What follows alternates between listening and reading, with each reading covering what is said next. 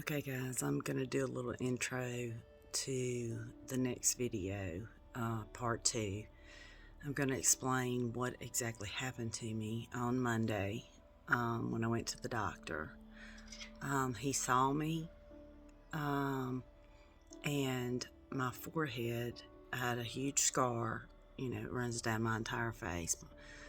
But the forehead scar had started to concave deeply, and he wanted me to get a filler put in. He said that it would help, and it's bad enough that most people would think, well, yeah, I'd like to have that fixed, and it couldn't be fixed with surgery or like dermabrasion. And so he said, this is what I would do if it were for me. And so my husband and I agreed, and we go in, and it ends up the person doing it is a intern. He's supposed to be very good, blah blah blah, all this kind of stuff. I lay down. Now remember, I've had half of my face removed. I was awake for 4 hours of that surgery, and they were shooting numbing stuff in my face and then removing my face down to the bone. So I'm not a ninny, and they put lidocaine cream on me, and I kept saying, remember, I have fibromyalgia, and everything is real tender, and especially after having all these surgeries, I have flare-ups pretty much all the time, and so that makes things much worse, pain-wise. That was their thing. And I lay down, and they wipe off the lidocaine, and there's supposed to be lidocaine in the needle along with the filler. And I kept asking, what filler are you giving me? And nobody ever told me. Now, this is my first time to ever have something like that. If it's something that you do, that's fantastic. But I will forever now. I wasn't really for them.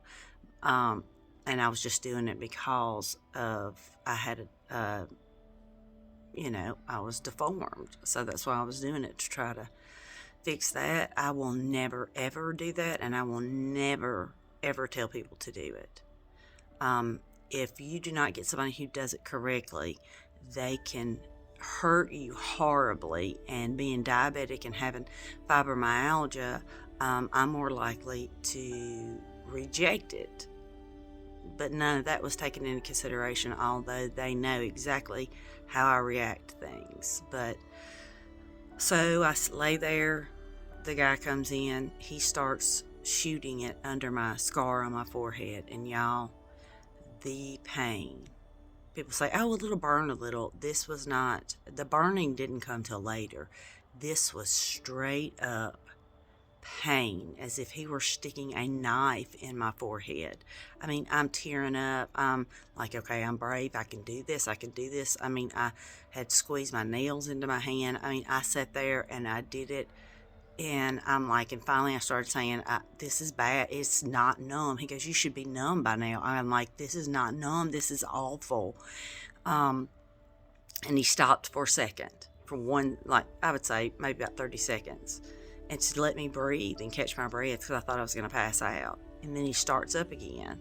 And then my doctor comes in, my actual surgical oncologist walks in, who should have been the one doing it. And they're talking, and he's like, oh yeah, you're doing a great job. And about that time, I hear this god-awful sound and feel the needle jab straight down into my forehead. And I'm talking deep into my forehead, further than it should go. And then I have stuff all over me. The syringe exploded while he was trying to put the needle in my head, and it shoved all the way in my head and damaged the nerve that runs all along my head.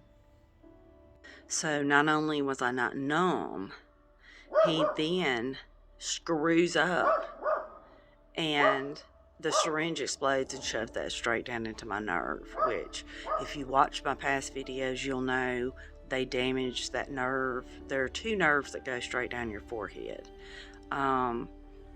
They damaged one, and I literally thought I wanted to blow my brains out. It was that bad, and nobody gave me medicine for it. And finally, my psychiatrist called me, and she's like, they didn't give you anything for that. She goes, look, Jennifer, I have patients that have killed themselves over that nerve being damaged because it caused so much pain. And they didn't give you anything. And she finally gave me Topamax and something to help with nerve pain.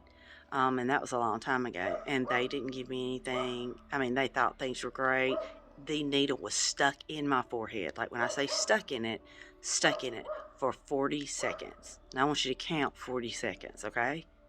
I started feeling like I was going to throw up. Finally, he jerked the needle out and then continued to put filler in. And then finally, I was like, yeah, I can't take anymore. You're going to have to stop. And you should have seen my head.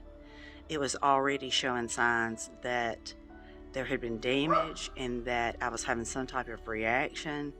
And they didn't tell me to take anything or do anything for it. We get in the car to go back. I am crying. It is awful, y'all, awful. And it just continually got worse. Well, to make a long story short, they damaged the nerve. Sorry, my dog's barking. But they damaged the nerve, and appears that they've damaged it permanently. And so now I'm having to take oxycodone and gabapentin. We've been sending pictures to him. He's like, I've never seen anything like this in my entire career. I've never even heard of anything like this. As you can see, he sent some, it's kind of glistening right now, so you can't see it like it really is, but he sent me in some more pain medication. He sent me a steroid cream to put on it. Now, the steroid cream has made what was red here better, you know, but not this, and it appears that my skin is going to die. So, and this is why it's just taking me a little while to do all this. So, my skin's gonna die, and so I'm probably gonna have a big scar and everything there, and I'm in severe pain. And I didn't want to come on here and cry. I don't like to do that. But I'm doing it because I'm just telling you, diabetics, we react differently to things. And it's not just my diabetes. I have fibromyalgia, which I said 30 times before they shot me up. Told them I was having a flare-up because of all the stress. And never took that into account. They, he keeps saying, I don't know what I could do. My husband has said, no. He told me, you're beautiful how you are.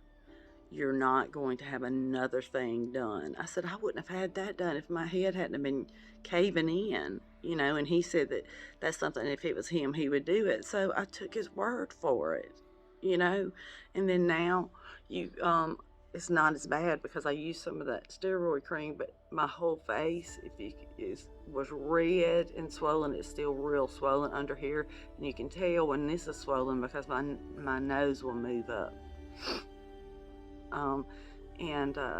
So that's what, that's basically what the backstory is of what these videos are. Basically it's necrotic, and it's gonna die. The skin's gonna die. So I just wanted to say this before you see the other videos, because I know I didn't get into it about it. It's just, y'all just say a prayer for me, okay? I know I'll be fine. I'm strong. I've been through a lot, but this is pretty devastating, It's just devastating. So, but I really do plan to do a video on the pump. I've just got to get around to doing it. I'm just having a hard time right now, so I pray y'all will be patient with me. we're all going to learn something together about all this. Do's and don'ts, you know. So, that's all I have to say for the intro as far as this goes for this small part, the second part of episode 21. So,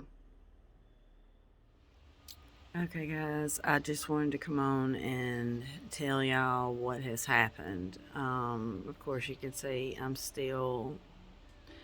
I actually believe that not only did they injure me when all that happened, but that I might be having an allergic reaction to the filler.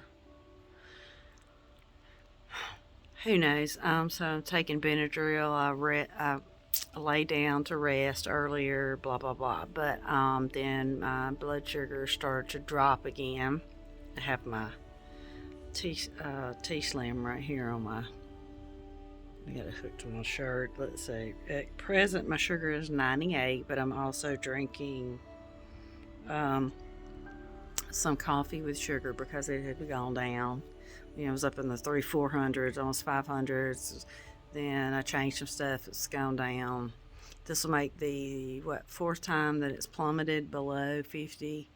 But it's, you know, I'm drinking some coffee right now with sugar in it. But what I wanted to get back on here and tell you that I've switched it out. I mean, I'm just right now. I just sound kind of bummed out just because I'm hurting. I'm tired. It's just one thing after the other. I'm not lying. I can't make it up. I mean, you know, I mean, it's like, shit, Murphy's Law. If it can happen, it will. It's me. I mean, and people wonder why I'm sarcastic. Well, like I said, unhealthy coping skills because of all the trauma. But anyway, but I just get a call. My husband came home and he was checking on me, and I was laying in the bed. And I was actually on a Tslim X2 IQ Facebook page, and let's put some stuff in there, just asking a few questions or whatever.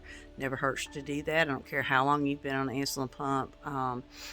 You know, how long have you used them? I mean, you're knowledgeable if you've been on them for a long time, but different things. It just always helps to kind of hash out stuff. But I get a phone call, and it is from Walgreens, which is where I was getting my Omnipod 5 from. And they called the other day, and funny enough, there are two people named Janae that work there, and I'm dealing with one of them, but she was gone the other day, and another Janae called, and I'd even told my husband, man, Janae doesn't sound right. I mean, she doesn't sound good. She's kind of rude, kind of standoffish, and that's not how she is. Well, it was another Janae, but anyway, and she called to tell me, get this, after all the bullshit I have been through, my insurance paid on the Omnipod 5 pods, and they're going to send them to me. And she says, I know you told the other Janae that you wouldn't need, you know, to get them anymore from us because you were going with another pump. I said, send them. I said, they said they'd pay for them. She goes, yeah. I said, send them. So they're going to go in and send them too. So now I have technically 3 pumps. I have the Omnipod Dash. Well, I have 4 because I still have the Medtronic. There's nothing wrong with it. It works, and I still have stuff for them. But so I have, but technically the Omnipod Dash, the Omnipod 5, and now the Tslim X2 Pump. Our government's so screwed up. I mean, I'm not joking. Because this is military insurance. I mean, I cannot make this up, y'all. And I'm all stressed and blood sugars are messing up. And then they end up covering it. And watch, next 3 months, they won't cover it again. Mark it.